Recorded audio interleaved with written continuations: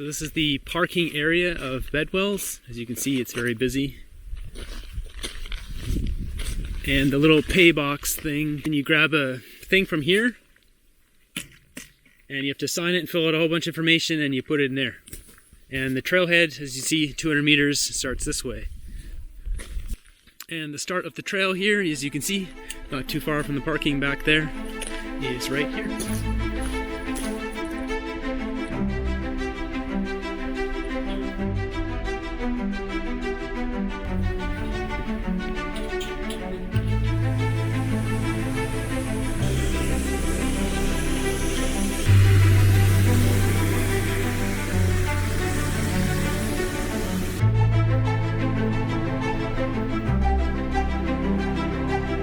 Pretty much at the start of the Bedwell's trail here. It starts off pretty flat and then it goes right to these switchbacks, as you can maybe see behind me there, hopefully. They do quite a bit of work, it seems, on this trail. There was actually 2 people working, fixing it as we came in. There's lots of wood holding back all this stuff. Very well built trail.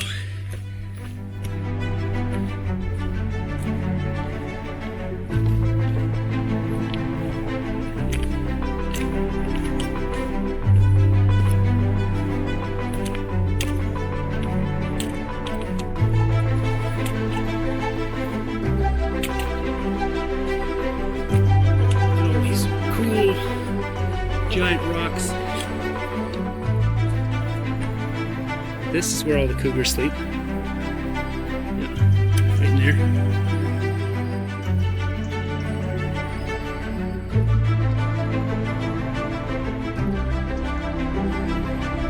So there's lots of bridges. There's also lots of fresh berries on this trail, like right here is wild blueberry. I've also seen a watermelon berry, a wild raspberry, and huckleberries. There's lots on here. If you don't know what some of those are, like watermelon berries stuff, you can go subscribe to my main channel, which is called Earth Titan, which I cover on there. But yeah, lots of different little bridges. So this creek, you can see, is flowing. There's lots of water here if you need water.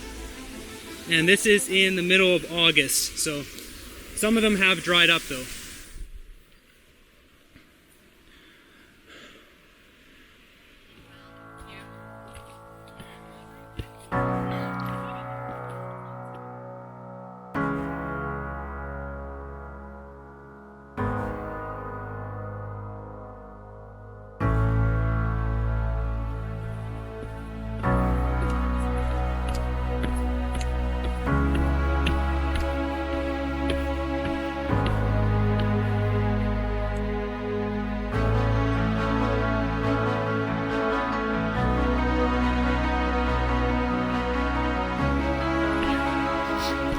So if you're wondering what the ladders look like on this hike, this is the biggest one I've seen yet.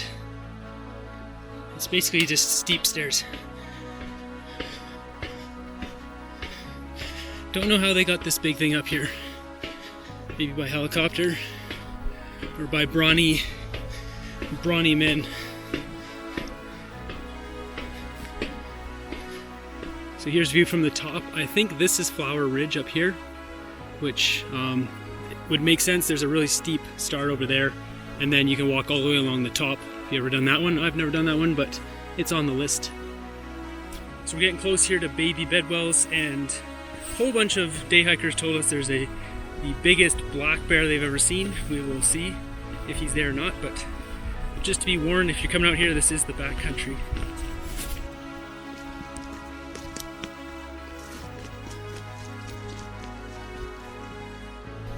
So here is Baby Bedwell's, or Bedwell. I don't know how many wells there are.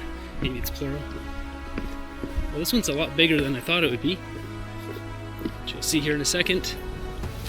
Definitely a lot of work into this trail. You can see there's all these nice little boardwalks and a very nice lake. Look at this mountain.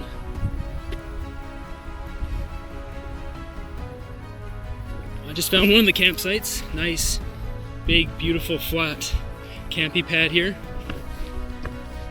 and another one over here.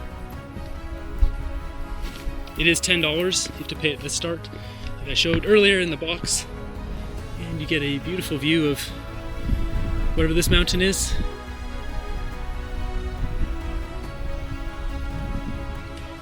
So if you head to the right of the main trail there of Baby Bedwells, you get more camping pads.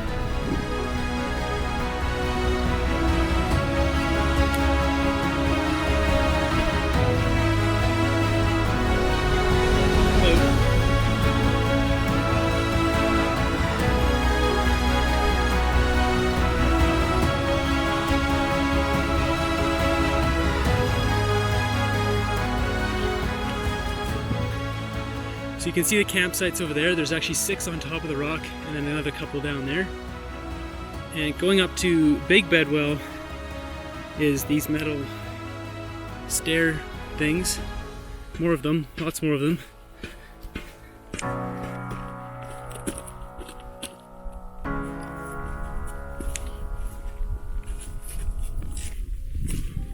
So we got a steep cliff drop here. Don't fall over that.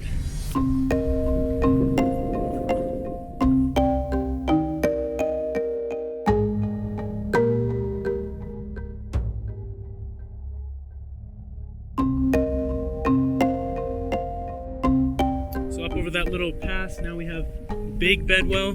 This lake is actually very large. And yeah, you keep left once you get to the top, because otherwise you'll end up down there, and that's not where the tents are. Tent spots are further over there. You can see, hopefully. Okay, so when you come to this sign that says Viewpoint Bedwell Lake Campground and Baby Bedwell, you want to come down this little trough, so you can see here. This is the proper route. When you go up the other way, up further up there, there's 2 viewpoints, and I actually scrambled down the mountain looking for the trail. It's not scrambling down the mountain. You shouldn't have to scramble down a steep mountain, because it was actually pretty precarious getting back up, because it was actually a vertical climb at one spot there.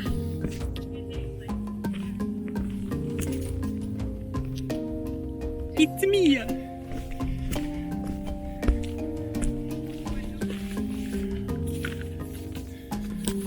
More stairs. Some of these handrails look like they've been hit by massive trees. So a lot of these stairs are kind of crooked. So the camping platforms at Bedwell Lake look like this. This one's off by itself, and the other ones are kind of more clustered over here. So you come down this trail, and over to the right, we're going to see the bear cache, which is just this big metal box. Right over there, bear cache. And then there's toilets here somewhere, which I'll find.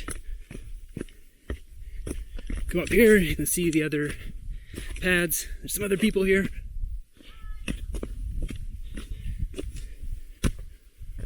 So there's actually a sign here, which on the back of it you can see where all the pads are and where all the bear cache and all that stuff is. And most of the pads are down here. You can see like right here and over there, and there's a double one there. There's 2, and there's a few more back there. There's one up there too. So there's a bunch around here, something like 11 of them, I think. The back of the sign here, you can see the map with all the different campsites and where the water and the bathroom is and stuff, bear cache. Okay, going up the hill, we have the bathroom up here, which apparently is the smelliest toilet on planet Earth.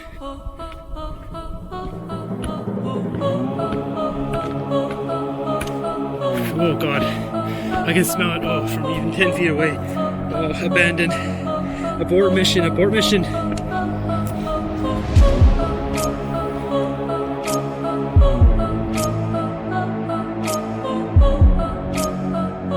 Oh, explosive diarrhea, run. So it's the next day now. We're going up to Cream Lake. This is the path, maybe 15-20 minutes past camp at Bedwell Lake, and this is going up towards Baby Jim Lake. Pretty rocky, pretty slippery, because there's a lot of mist. It didn't really rain, but very misty. So there's something to think about. You can see the trail here.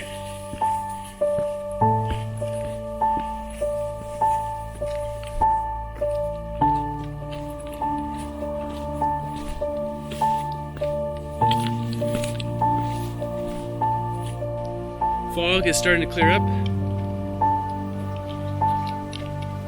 Almost at Little Jim Lake.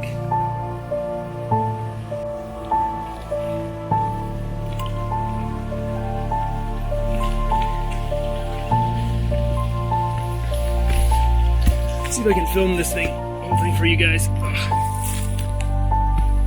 Maybe not. Might have to put this away.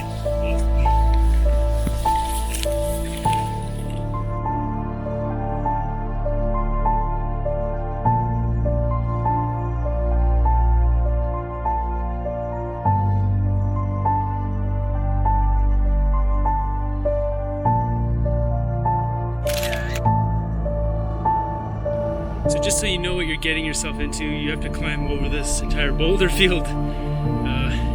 Not the easiest thing to climb on when it's wet. When it's wet, it's not raining right now, but when it's wet. Here we are, Baby Jim Lake, after the giant boulder field.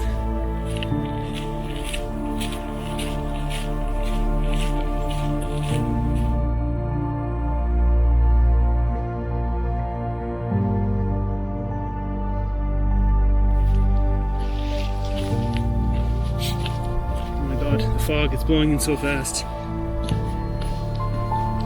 I had an opening 10 seconds ago. Apparently the trail gets rough after what we just came up, so we'll see.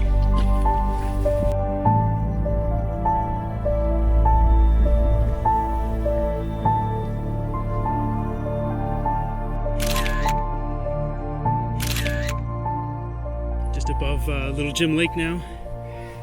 We've got some people down there, you can see. Down there. Oops.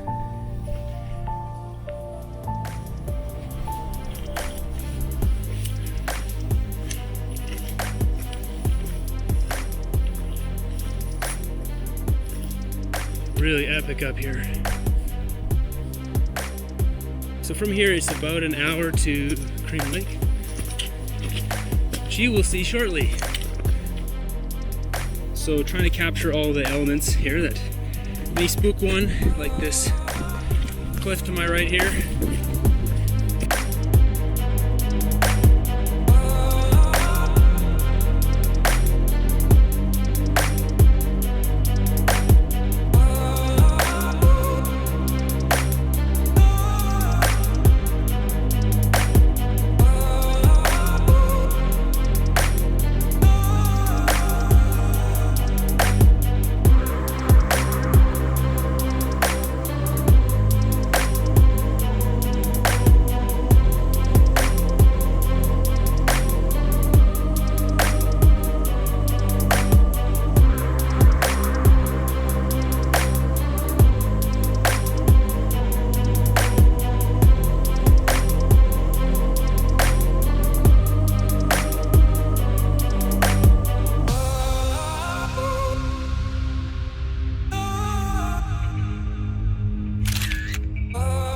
Should be getting close.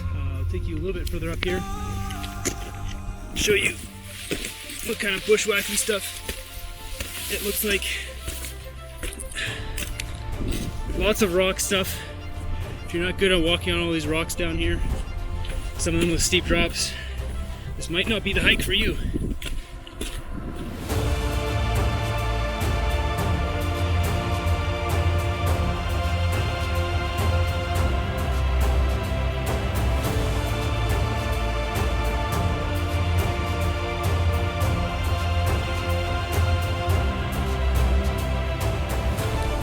So heading down into this little valley here, there's a little tarn beside me, and there's a big edge there, which I'm pretty sure is the edge to look at Cream from above. Oh man, there's like a huge log here.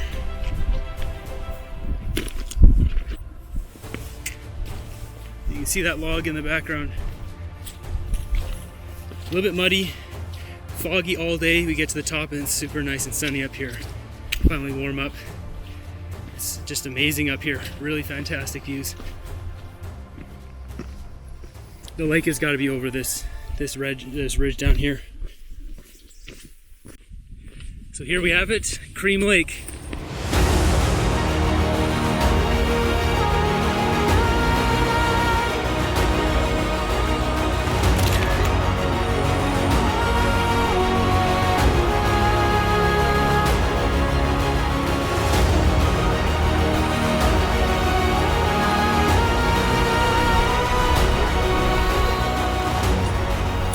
the bottom here, Cream Lake, that's Mount Septimus, I think, up there. Looks much more impressive from up top, actually, because you can see that really nice bluish turquoise color. But this is a clean lake, no one around. And if you don't want to come all the way down here, it's a little bit steep at the end, but you can just kind of hang out down up top here somewhere.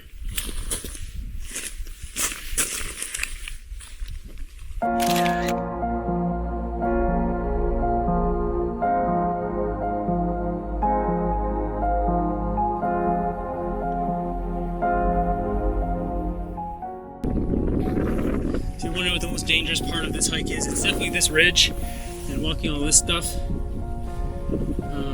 Yeah. You